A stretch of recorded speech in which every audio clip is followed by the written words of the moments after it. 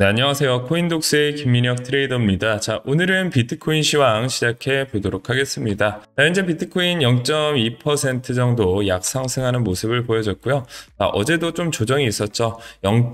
마이너스 1.25% 조정을 받고 있고, 사실 차트에 큰 변화는 없습니다. 계속해서 이 저점 찍어준 이후에 약 반등 이후 계속해서 횡보해주는 모습을 보여주고 있기 때문에 사실 차트 분석이라고 따로 해드릴 건 크게 없는 상황이긴 합니다. 자, 현재 시장 상황부터 살펴보도록 하겠습니다. 자, 525개의 코인들이 상승하고 있고요. 311개의 코인들이 하락을 하고 있는데, 자, 메이저 코인들 같은 경우엔 뭐 크게 상승하지도 않고 크게 하락하지도 않고, 자, 약간 지지부진한 모습을 보여주고 있습니다. 자, 시장이 굉장히 크게 얼어붙은 상황인데요.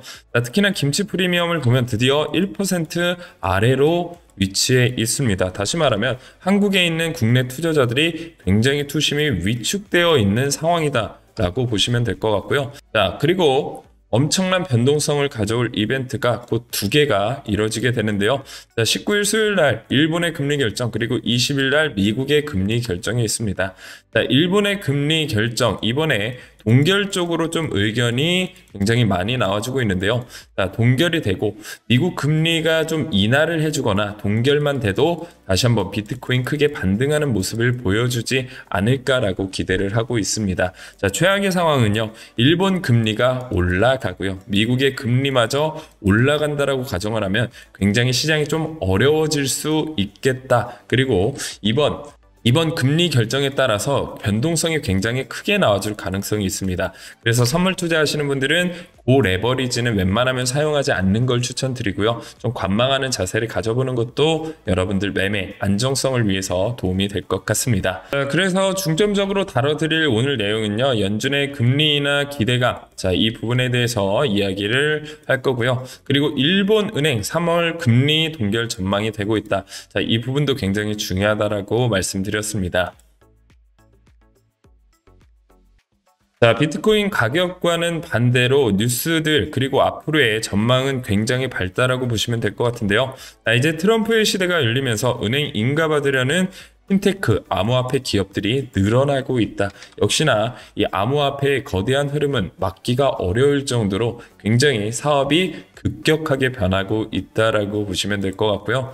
그리고 스트래티지는 비트코인 주변의 만류에도 불구하고 계속해서 빚을 져서라도 비트코인을 추가를 하겠다. 자, 스트래티지 같은 경우에는 확실하죠. 비트코인이 미래가 될 것이다. 이 부분에 대해서 누구보다 정확히 알고 있는 것 같습니다. 자, 그리고 코인베이스에서는 또 이런 이야기를 했죠. 기관 투자자의 83%가 2025년 가상자산 투자 확대 계획이 있다. 자, 그만큼 이제는 제도권 안에 들어온 ETF가 승인됐기 때문에 비트코인이 제도권 안에 들어오게 됐죠. 자, 그러면서 많은 기관 투자자들도 가상자산에 투자를 본격적으로 하겠다. 자, 이런 전망들이 굉장히 암호화폐 시장의 미래를 결정지을 수 있는 굉장히 좋은 재료들이다라고 보시면 될 것 같습니다. 자, 그리고 마지막으로 크립토 탐욕 지수 역시나 23회 위치해 있습니다. 공포 단계고요.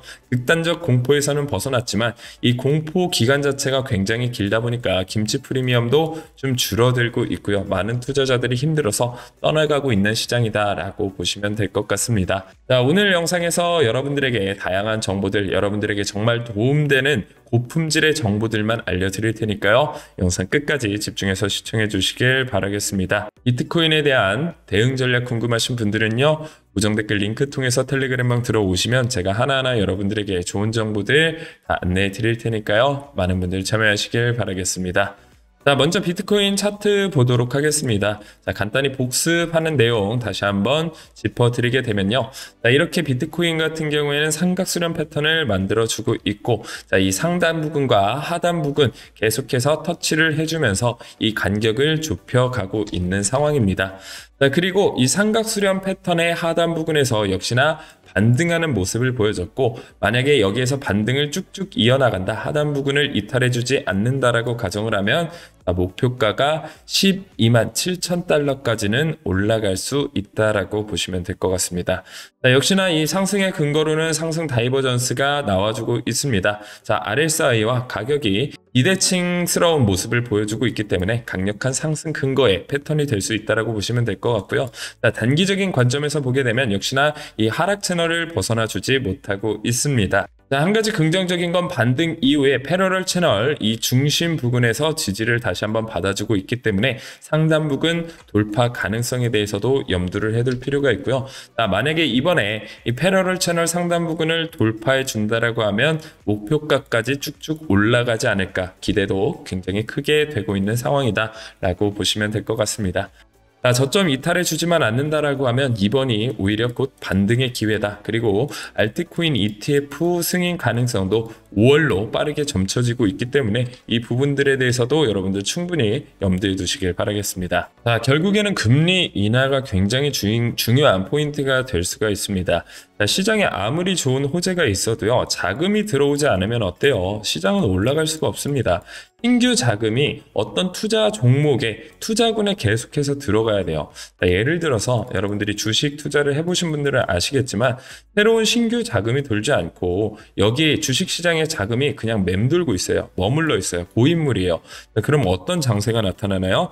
순환매 장세가 나타난다라는 거예요. A 종목이 크게 올랐다가 그 다음에 어떻게 돼요? A 종목이 다시 빠지면서 B 종목으로 올라타고요.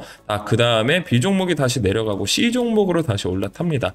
이렇게 계속해서 돌아가는 게 순환매 장세라고 하죠. 다시 말하면 자금 자체가 올라가는 게 아니라 이 자금이 옮김만 일어난다라고 보시면 될 것 같습니다. 그렇기 때문에 주식시장 자체가 크게 반등하기 위해서는 새로운 신규 자금이 지속적으로 유입이 돼야 되고요. 그리고 이런 유동성이 일어나게 되려면 금리 인하가 필수적이다라고 여러분들이 이해를 하시면 될 것 같습니다.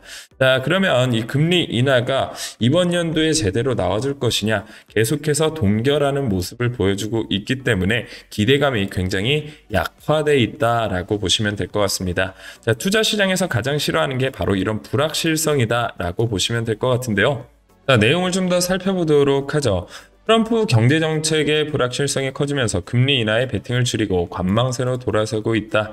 자, 불과 일주일 전까지만 해도 미국 단기 선물 시장에서는 올해 약 0.75포인트 금리 인하가 예상됐지만 19일 연준의 정책 결정을 앞두고 월가의 연내 두 차례 금리 인하 가능성만 반영하고 있다.